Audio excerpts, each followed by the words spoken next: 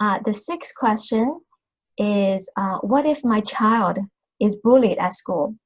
So the parent asks, my child has SM, speech delay, and social phobia. He is too nervous to talk to more than half the kids in his class. When he gets bullied, he couldn't even move his legs to walk to the classroom. He could only talk to people when his parents are with him. The question is, what should I do as a parent to help my child?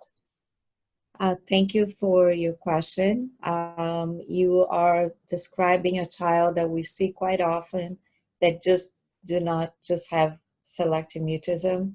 They have what we call comorbidity or other conditions.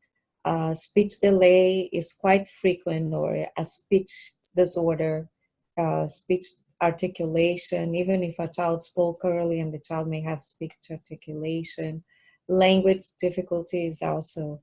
So that's a comorbidity, and I will get to that.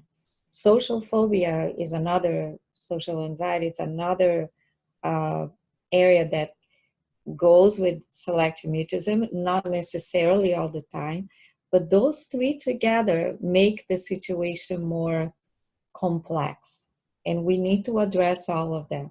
That's why in the beginning I said that I don't approach every child with SM the same way, because there's a huge difference in this child here and the child who acts silly at school, for instance, or who has no articulation or speech difficulties. So I don't know the age of your child, but it sounds like your child is really freezing, in terms physically freezing, which is the extreme of, the social anxiety is acting there too. So the anxiety is very high from the non-verbals that you are describing, but I cannot come to a conclusion about specifically about your child. But because of that, we need to, first of all, the question comes, how do you treat the speech delay and any speech difficulties that a child may have when a child may not talk to a speech therapist at school? So we have a solution for that.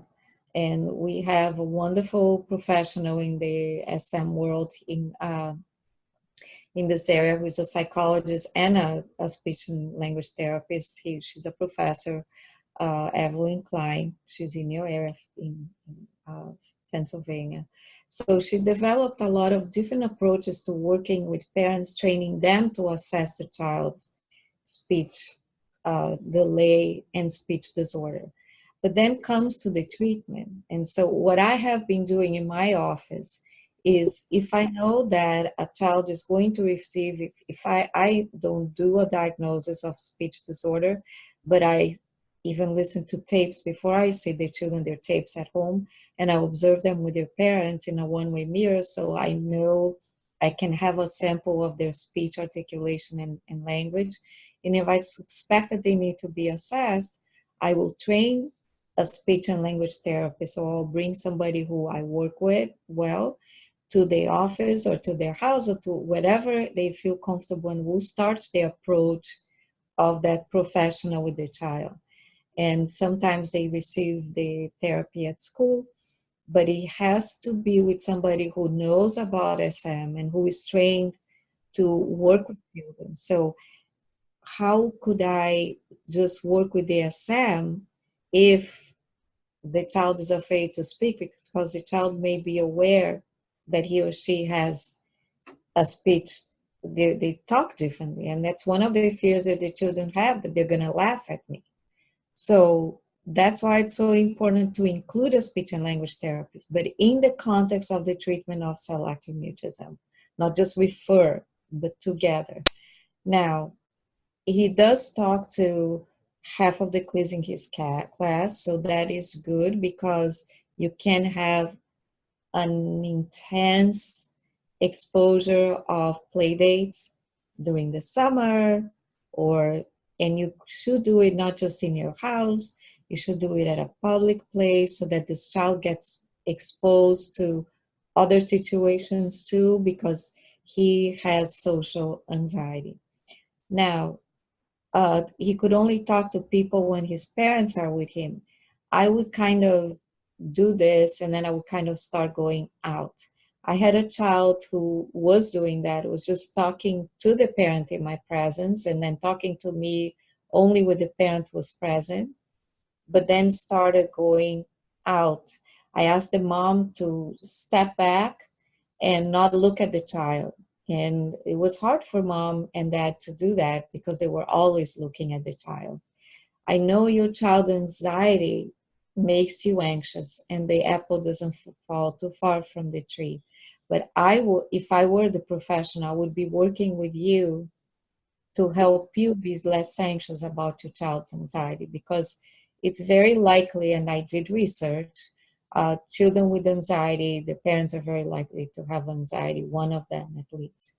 So um, the other part that I was going to tell you is that I would say that because of this situation where you have so much comorbidity, which means other conditions, I would definitely seek help from a professional. And if your child is older than 6 or 7, I would definitely include a physician in this process too. Because if children wait a long time to receive treatment, they may create tremendous chronic anxiety. And then we need to have some other interventions to help respond to the treatment. And finally, bullying is something that I don't know if you live in the States or if you live in another country, but there are anti-bullying laws. And not that that doesn't happen, and happens, bullying happens, everywhere.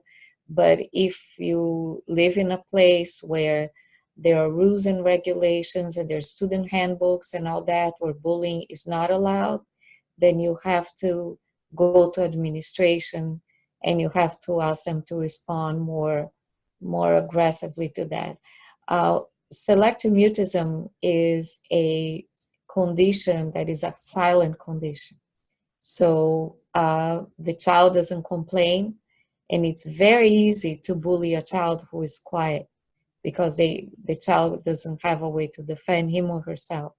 So I think that it's really important for the school to participate, but at the same time, more reason for your child to receive treatment. The older the child, it's really very urgent. We really need to work with that, because we know from reports of teenagers and other kids who were diagnosed later that there is tremendous depression, tremendous despair, and such a painful situation every day that goes by.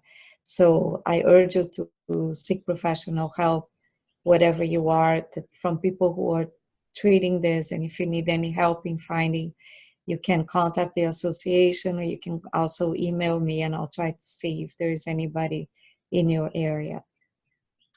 Thank you so much.